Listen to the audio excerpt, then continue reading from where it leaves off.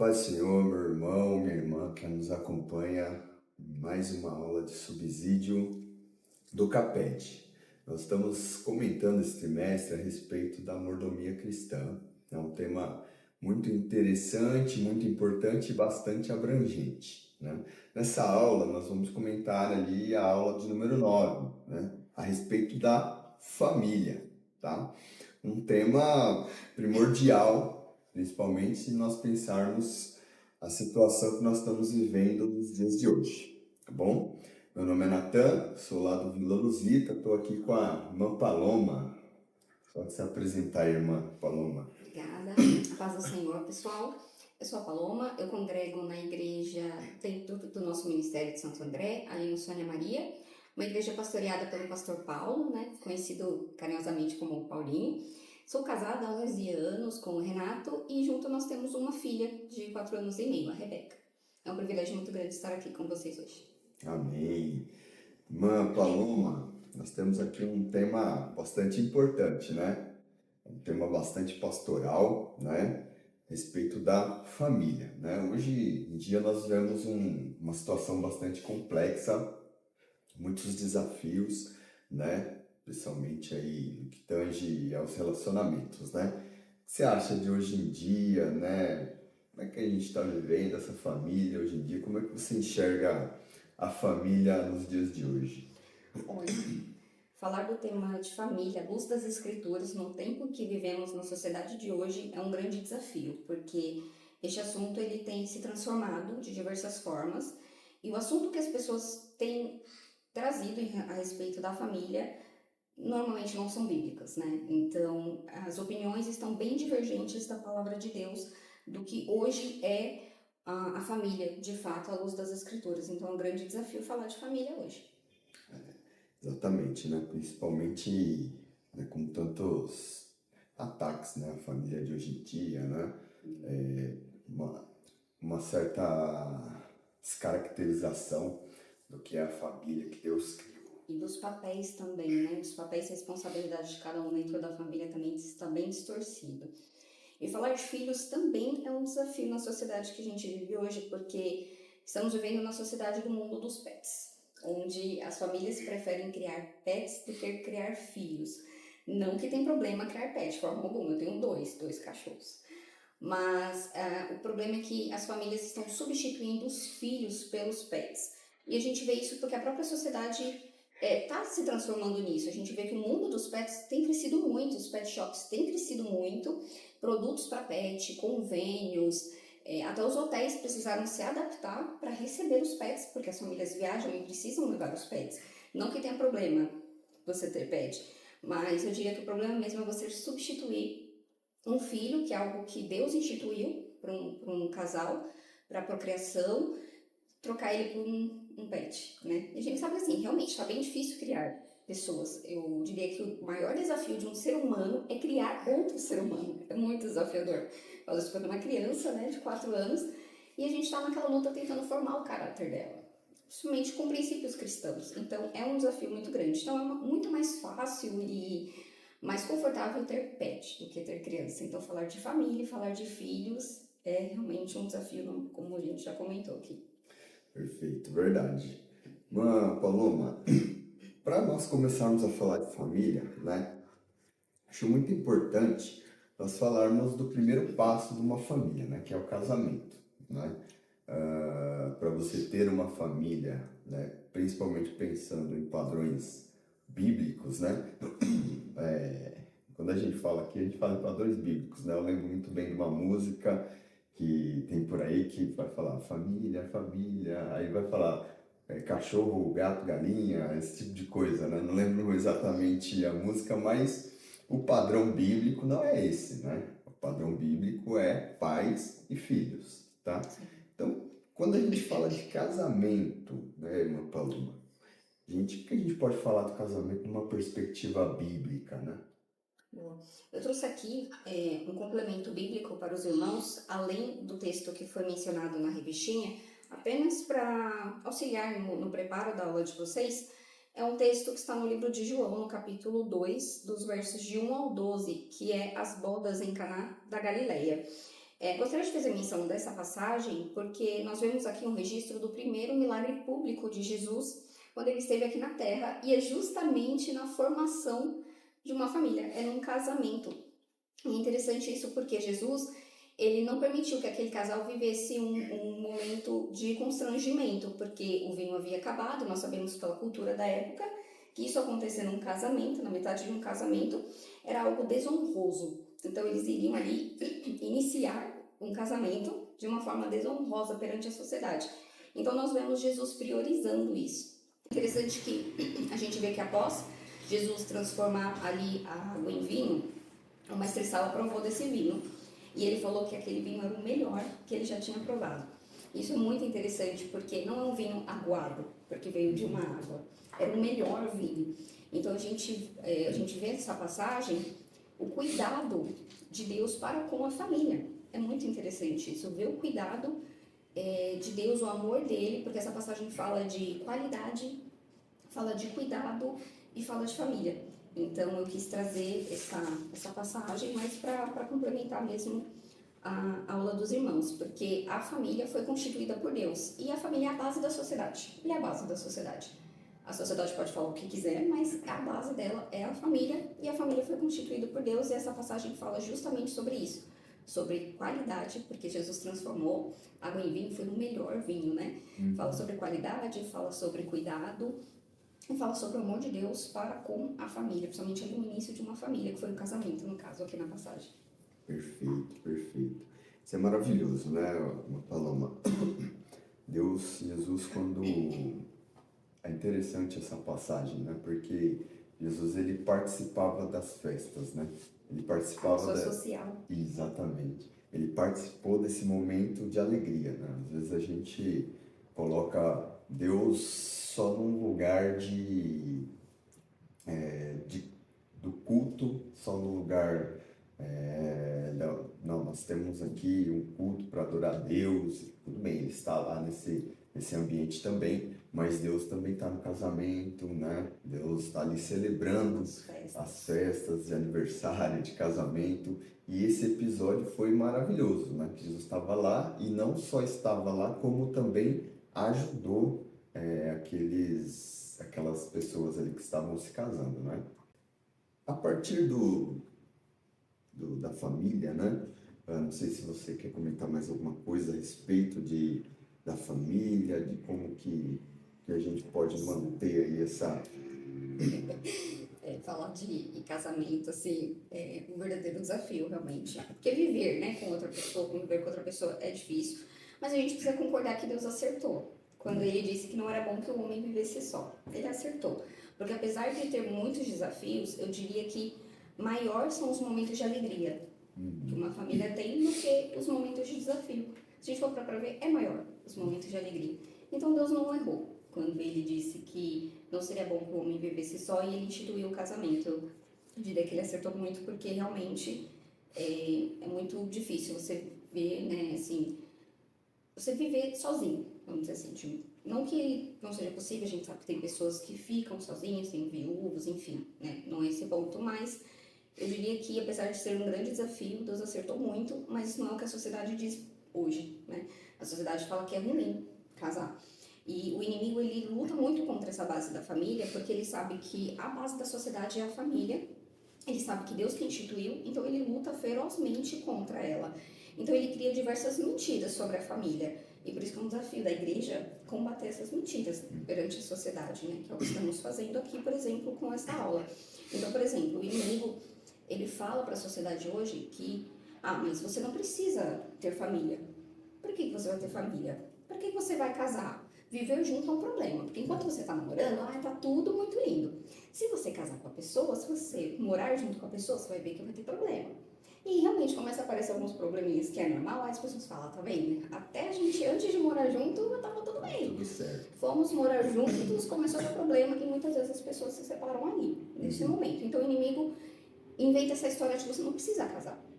Você pode levar a vida assim, do jeito que você tá levando, assim, sabe? Solteiro, namorando, solteiro, mas sem um compromisso real do casamento. Então, isso é uma das mentiras. Outra também, mas se seus pais estão pegando muito no seu pé, sai da sua casa. Né? Infelizmente, a gente vê muitos jovens assim, sendo enganados dessa forma. Não quer viver uma vida com regras, porque uma casa tem regra, gente. Uma família tem regras, tem que ter, não é bagunçado. E aí o inimigo fala isso, mas se você não quer viver debaixo dessas regras, é muito simples, é só sair.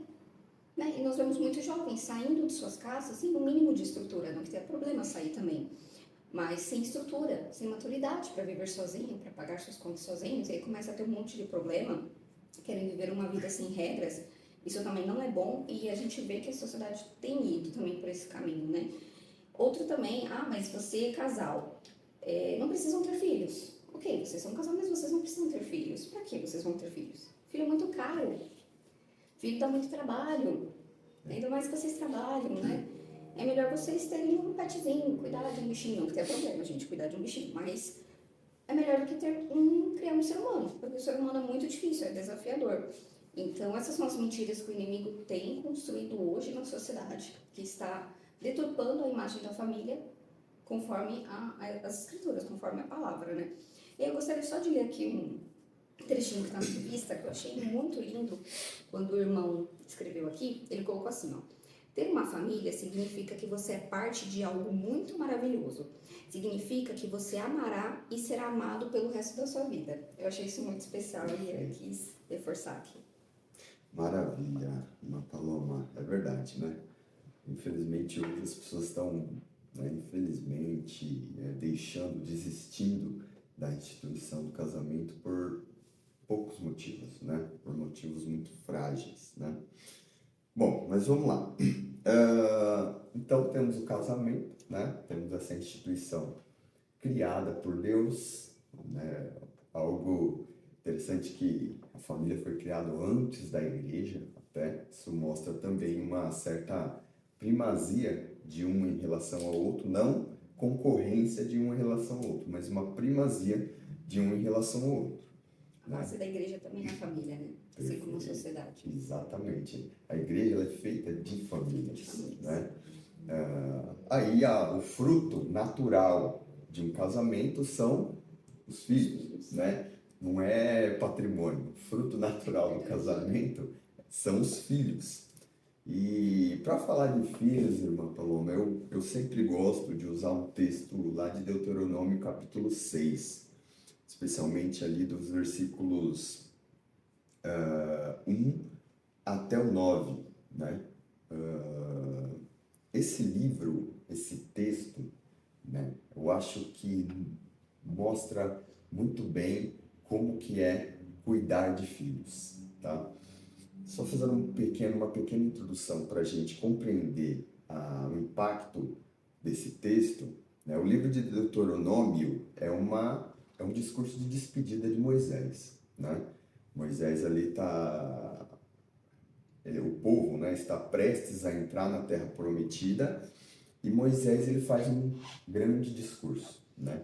E nesse discurso ele repete e ressalta pontos muito importantes da lei. Não é uma repetição de toda a lei que está descrita ali, um pouco em Êxodo, em Levítico, um pouco em Números, mas é uma repetição e ele está extraindo aqueles pontos importantíssimos da lei, né? E ele também passa a sua liderança ali para Josué, enfim, né? Nesse contexto, vamos falar um pouco de contexto literário ali de Deuteronômio 6, o capítulo 6 ele se coloca num ponto ali muito importante, né? Quando você vai ler o livro de Deuteronômio, o capítulo 6, ele está colocado num ponto muito importante do livro. Por quê? Do capítulo 1, versículo 6, até o capítulo 4, versículo 43, Moisés ele faz um discurso histórico. Ele está lembrando, olha, a gente passou por ali, a gente passou por aqui, a gente passou por essa situação, por aquela situação. Beleza. A partir do versículo 44 em diante, aí ele vai começar o discurso mesmo, né? Discurso, vamos dizer assim, moral. No capítulo 5, ele cita de maneira bastante interessante os 10 mandamentos, tá? E no capítulo 6, ele começa falando sobre o grande mandamento, tá? E aí, a partir do capítulo 7, ele vai falar sobre as implicações desses dois mandamentos. Então a gente tem os 10 mandamentos, que são os princípios da lei de Deus, e o capítulo 6, que é o fundamento da lei de Deus. O amor, como o próprio Jesus vai dizer lá nos evangelhos, o amor a Deus e ao próximo é o fundamento de toda a lei de Deus. Então, no capítulo 5 e o capítulo 6, vamos dizer assim, aquele extrato da lei de Deus, é o puro suco ali da lei de Deus, né? Isso é interessante a gente notar, porque a gente está falando de um capítulo muito importante. Sem ele, o resto do livro de Deuteronômio não faz muito sentido, tá? E no capítulo 6, Moisés, capítulo 6, do versículo 1 ao 3, Moisés ele vai reforçar o que ele disse no capítulo 5, né? Ele vai dizer o seguinte, que olha, esses são os mandamentos, os estatutos do Senhor, que vocês têm que cumprir, vocês têm que obedecer, etc. E não somente cumprir, mas ensinar as próximas gerações, né? E nesses versículos, né, de 1 ao 3, naquele contexto, a obediência a Deus estava totalmente atrelada à fecundidade do povo, à prosperidade naquela terra, a longevidade, a bênçãos que ele iria receber naquela terra, né? Eu não estou trazendo isso para os dias de hoje, né? A pessoa pega e diz, tá vendo? Se você obedecer a Deus, tudo vai dar certo na sua vida. Não, não é isso. Naquele contexto, essa era uma verdade. Hoje é um pouco diferente, tá? E aí ele entra no capítulo 4. No capítulo 4, no versículo 4. No versículo 4, ele começa com a expressão muito famosa, que é a expressão Shema, que é ouve Israel. Quando na Bíblia acontece essa expressão, quer dizer que o que vai ser dito ali é algo muito importante. Ela ouve. Imagina-se como um pai, assim, falando, e o filho está às vezes meio distraído, né? Fala, ó, presta atenção agora, presta atenção. Isso que eu vou falar agora é muito importante. E ele fala, Shema, ouve, Israel. E olha o que ele vai falar no versículo 4. O Senhor, nosso Deus, é o único Senhor. Falando para um povo que viveu no Egito. É lógico que aquele povo ali que estava naquele momento não era a mesma geração, né? Mas é um povo que veio de uma cultura totalmente politeísta. Então, primeiro ponto, Deus é o único, não existe outro Deus. E aí ele vai dizer no versículo 5, amarás o Senhor teu Deus de todo o teu coração, com toda a tua alma e com todas as tuas forças. Quando começa nesse versículo 5, ele começa com uma preposição que dá para a gente trazer como por isso, né? Em algumas Bíblias, talvez, como a minha aqui, ela não dá essa ideia. Mas dá para você traduzir a preposição como por isso. Então, o Senhor é o único Deus. Por isso, amarás Ele de todo o teu coração. Então, a consequência natural de você crer que Deus é único, soberano, é amá-lo por tudo que Ele fez, por tudo que Ele é.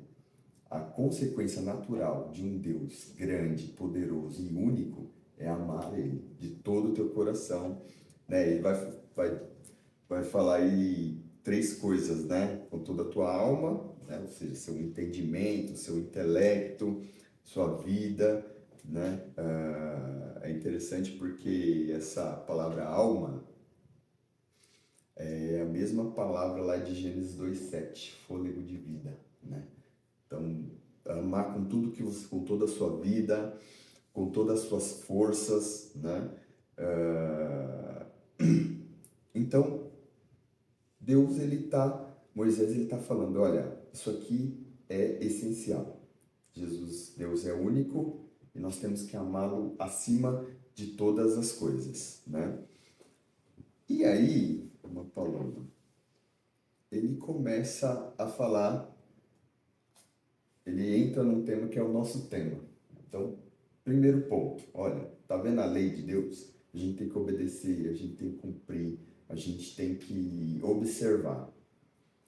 Por quê? Porque Olha, porque Deus é único, nós temos que amá-lo com todas as nossas forças. Isso, antes de nós entrarmos nos filhos, isso é muito importante, porque para você educar, primeiro você tem que ser, né? Então, para você ensinar os princípios de Deus para os seus filhos, você tem que crer nesses princípios, você tem que ser um cristão para ensinar alguém a ser Onde cristão. entra o testemunho, né? Do que estamos mostrando dentro de casa, né?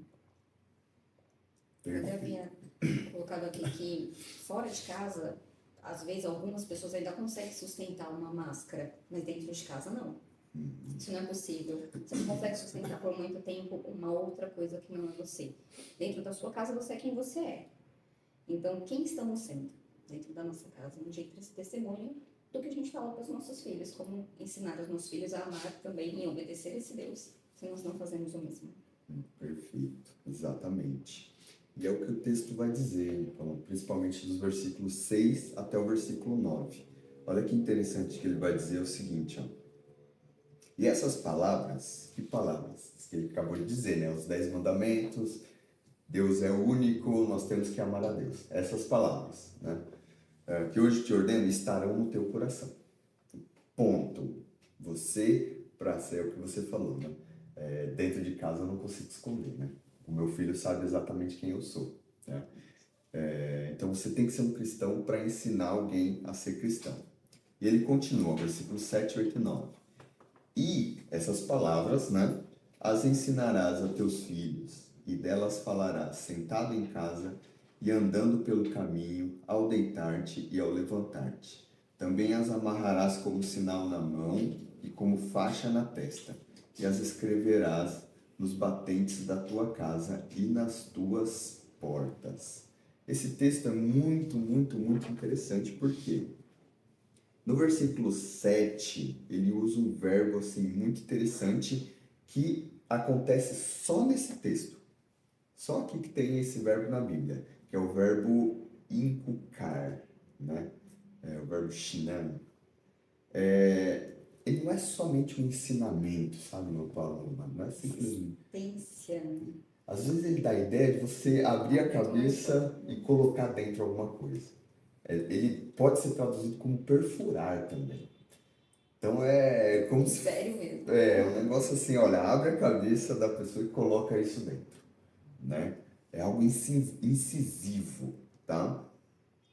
Então essas palavras, né, ou seja, os preceitos, fundamentos da lei de Deus, é uma obrigação muito grande dos pais, muito grande, né?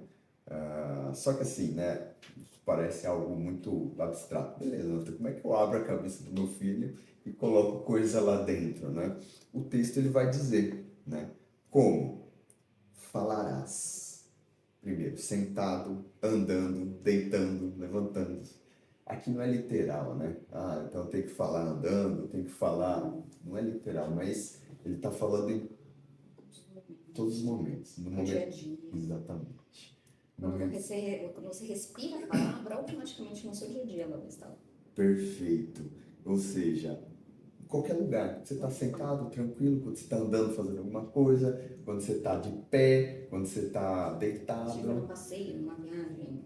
Perfeito. Até mesmo longe de casa, longe da igreja. Né? Não importa o lugar. Exatamente. Então, falar da palavra de Deus em qualquer lugar, em qualquer situação.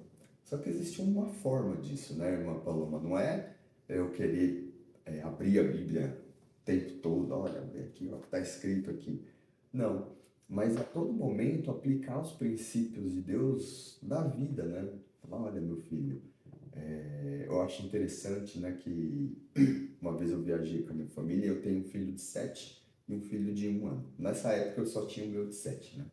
E a gente viajou assim, para um lugar muito bonito, tinha um monte de montanha assim, e a gente ficou num lugar que dava para ver tudo, né? Dava para ver bem longe assim. E ali foi uma oportunidade de eu falar pro meu filho, ó, tá vendo, filho? Tudo isso foi Deus que criou. Tá vendo? Deus, toda essa montanha, esse rio que você tá vendo, tudo isso foi Deus que criou. Então, são Uma maneiras. aplicação real. Faz uma vida real. Uma aplicação, uma maneira de mostrar para ele a grandeza de Deus, o poder de Deus. Eu não precisei abrir a Bíblia nessa hora para falar, Mas só de você mostrar e falar para ele, olha, tudo isso aqui foi Deus que fez. É uma coisa bonita? Tudo isso foi Deus que fez, tá? Então, esse é o sentido de você falar para o seu filho, né? Outra metáfora que ele usa aqui muito interessante, no versículo 8, é essas palavras, né? As amarrarás como sinal na mão e como faixa na testa, tá? Só um adendo aqui, uma curiosidade, não faz parte do nosso tema, mas é uma curiosidade. Você sabe que Satanás ele não cria nada, né? Ele sempre imita. A marca da besta é uma clara referência a esse texto. Na mão e na testa. Aqui as palavras de Deus, na mão e na testa. Naturalmente, não literalmente, você vai escrever aqui, nem na sua testa, mas metaforicamente. Tudo que você faz, mão, tudo que você pensa, né? Então, essa é uma bela maneira de ensinar para os seus filhos, mostrando na prática a palavra de Deus, né? Na sua honestidade, né? No seu cuidado com as coisas, né? Fazer o melhor no seu trabalho, né? Na sua vizinhança. Né? É interessante você falar isso, porque teve um evento, uma situação, que estava eu, meu esposo e minha filha numa sorveteria. E a sorveteria estava super cheia, era um sábado, estava super calor. E a gente começa o self-service, a gente vai servindo, eu deixo meu nome, eu fui a primeira, deixei meu nome, e eu peguei pra mim, peguei pra minha filha e depois foi meu marido. Eu achei que ele tinha pago, e ele achou que eu tinha pago. E nós saímos, os dois, da sorveteria, um achando que o outro já tinha acertado. No carro, quando a gente já tinha feito o retorno, eu falei pra ele, deu quanto? Ele, mas não foi você que pagou? Eu falei, eu não paguei. Aí a gente parou o carro, ali na hora eu falei, agora eu vou correr e vou ir lá pagar. Então eu saí do carro e fui lá, voltei e paguei. A moça nem tinha percebido. Por quê? Porque tava super cheio. Mas óbvio, eu sabia que a gente, né? Nós sabíamos ali que não tínhamos pago. Vamos parar o carro aqui e vamos voltar. Ele ficou dentro do carro com a minha filha e eu saí correndo para ir pagar. E assim, tudo bem, minha filha é pequena, pode ser que ela não tenha compreendido, mas são pequenas coisas que dão um exemplo, como você acabou de mencionar. E é uma coisa no dia a dia. Eu poderia ter saído simplesmente não pagado? Né? Isso eu poderia ter acontecido, mas jamais. Já estávamos conscientes, a gente já foi errado de ter saído sem pagar. Mas foi porque a gente, né, houve uma confusão ali. Eu achei que tinha sido ele achou que tinha sido eu. Mas quando percebemos que, na verdade, não tinha sido nenhum dos dois, paramos e voltamos. Nem chegamos a ir para casa, mas se tivéssemos ido, teríamos que ter voltado e ter acertado. Parece ser uma coisa muito pequena, o valor nem foi muito alto, não chegou nem R$ 40, mas mesmo assim era justo. Era o devido valor que teria que ser pago. Esquecemos de fazer isso, então é simplesmente voltar e fazer. E minha filha estava dentro do carro. E ela presenciou. Não sei se ela entendeu por ser pequena, mas presenciou. Então, isso é importante. É como se a gente, em outras palavras, estivéssemos aplicando isso, falando, olha, honestidade. Você precisa pagar o que você tem que pagar, o que você consumiu. Esqueceu, volta. Não é, as pessoas não... A pessoa nem deu conta. Não, volta. Você percebeu que você esqueceu? Volta e faça o que você tem que fazer. Né? Então, assim, são pequenas coisas, assim, coisas que a gente parece irrisório, mas faz toda a diferença. No exemplo que a gente está deixando para os nossos filhos sobre caráter, né? E formar caráter de um ser humano é muito difícil. É um grande desafio. Ainda mais com todas as influências que eles estão tendo. Então, é um embate. A gente fica ali, né, na luta, tentando, e aí vem as coisas ruins, e aí precisamos combater essas coisas ruins, então é um grande desafio. Verdade. Né? Uma coisa interessante é que esse texto dos judeus ortodoxos de hoje, eles interpretam muito literalmente, né? Não sei se você já viu, quando eles vão orar, eles amarram às vezes uma caixinha aqui, ó, na testa, e amarram uma fita aqui, ó. E nessa caixinha tem algumas porções, né, da Torá. Então eles interpretam isso tão literalmente que eles amarram na testa. Mas não é esse o sentido do texto. O sentido do texto é o que você faz, o que você pensa, né? Tem que estar alinhado com a lei de Deus. São princípios e valores. Quando você forma princípios e valores concretos, gente, nada que possa acontecer na sociedade vai mudar esse princípio. Se você foi criado num princípio assim, se você crescer e você for por uma empresa, por exemplo, que não tem os mesmos princípios, você não consegue ficar. Porque é muito forte. É muito forte. O princípio que foi cravado em você, o valor, né? Quando a gente fala de valor, é muito forte. Você não consegue fazer diferente, então você não consegue compactuar com uma atitude assim, seja de um amigo, um colega, uma empresa, porque às vezes tem empresas que fazem esse tipo de coisa, você está trabalhando, você fala, mas eu estou empregado, eu tenho que fazer.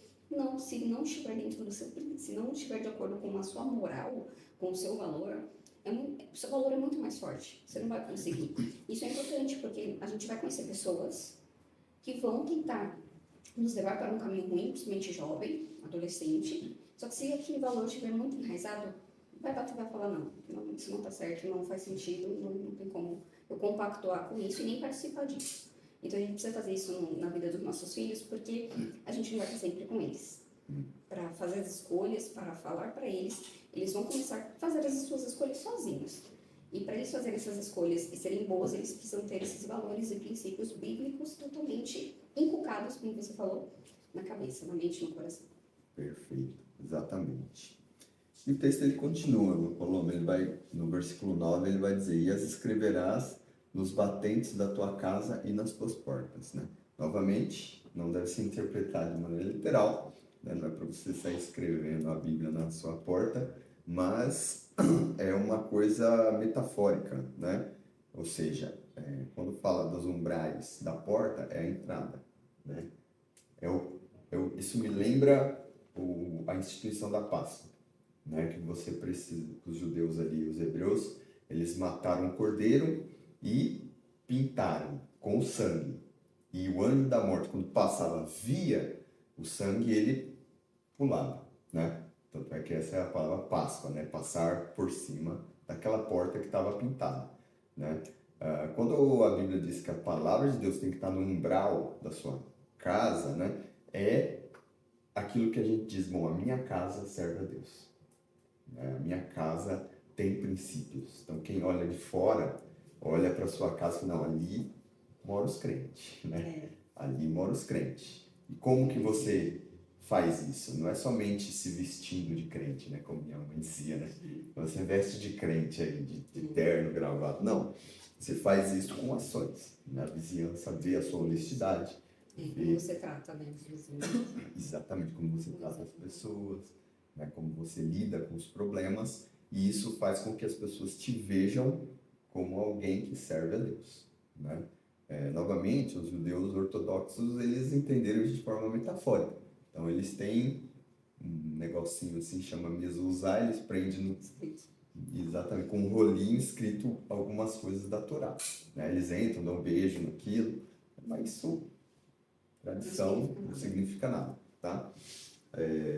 Na verdade, pode ser até um problema, né? Porque às vezes está mostrando algo que não é o que acontece e aí se torna uma vergonha. Exatamente. Se torna um escândalo, na verdade. Que não é real naquela casa, é verdade, né? E esse texto, irmão Paloma, eu gosto muito dele, principalmente quando fala da relação pais e filhos, né? É a obrigação primordial dos pais ensinar os princípios de Deus para os filhos. E não terceirizar a criação, como muitas das vezes acontece diante da nossa rotina de trabalho, de afazeres, e a gente acaba terceirizando a criação dos nossos filhos. Isso é um erro, um perigo. Um perigo grave, às vezes terceiriza para as tias da EBD, né? Para as tias da igreja, para o pastor. Nossa, e o tempo na igreja é tão pouquinho, fica tão pouco tempo. Você querendo ou não, o pessoal da EBD, né? As tias ali, as professoras das crianças, que às vezes ficam com elas nos cultos à noite, né? De manhã, elas fazem um trabalho muito bom, muito legal. Só que é pouco durante a semana, né? 2 horas por semana. Isso não é nada. Perto de todos os outros horários, né? Tantas horas que vai ter no decorrer da semana, acaba sendo pouco. É muito pouco. Então, a gente não pode terceirizar nem para o pastor, nem para as professoras da escola dominical. Não podemos terceirizar para os nossos pais, né? Para os avós, não podemos terceirizar para ninguém. A função de educar e de colocar princípios é dos pais, né? E isso é maravilhoso, irmã Paloma, que eu tenho, estudando alguns autores, né? Vai dizer que o ser humano, ele não é um ser racional, ele é um ser emocional, né? Ou seja, o ser humano, a razão para o ser humano, ela é mais usada para justificar aquilo que você já decidiu internamente, né? Então, as decisões que nós tomamos, a maioria delas é de ordem emocional. E nós usamos a razão para justificar aquilo que já está no nosso coração, tá? Então, nós usamos os argumentos lá para justificar aquilo que já está no nosso coração. Por quê? Porque nós crescemos assim, nós somos assim. Os nossos filhos, eles são assim também. Então, muitas vezes, os nossos filhos, eles não compreendem racionalmente o que é o amor de Deus, o que é o sacrifício de Jesus. Às vezes você conta as histórias e aquilo marca, né, fica na mente, mas aquilo que fica na mente precisa descer para o coração. E a forma como que isso acontece é os pais. Eu tenho que ser para o meu filho o que Deus é para mim. Amá-lo incondicionalmente, percebe? Corrigi-lo quando precisa, só que sem deixar de amar. Então, cobrar sem deixar de amar. Então, meu filho, ele tem que ver em mim um protótipo de quem é Deus. Então, a primeira experiência que os nossos filhos têm de conhecer o amor do pai é através do seu próprio pai. E aí depois ele vai conhecer um amor muito maior, que é o de Deus. Mas o protótipo é os seus pais, né? Isso é muito importante, porque você na vida do seu filho, você é um protótipo de Deus na vida do seu filho. E como falando para eles que Deus é um Deus de misericórdia, se nós não agirmos com misericórdia para com eles, né? Perfeito. Falou isso porque às vezes a minha filha faz algumas coisas e aí, calor da emoção, a gente, né, quer brigar, quer discutir, depois eu fico pensando, meu Deus, me ajuda, né? Me dá sabedoria para ensinar, porque às vezes nem foi tudo aquilo. E às vezes estamos cansados, enfim, estressados, a gente acaba descarregando essa descarga emocional neles. E é ruim, porque estamos falando de um amor de Deus, estamos falando de um Deus de misericórdia e nós não estamos muitas vezes agindo da mesma forma.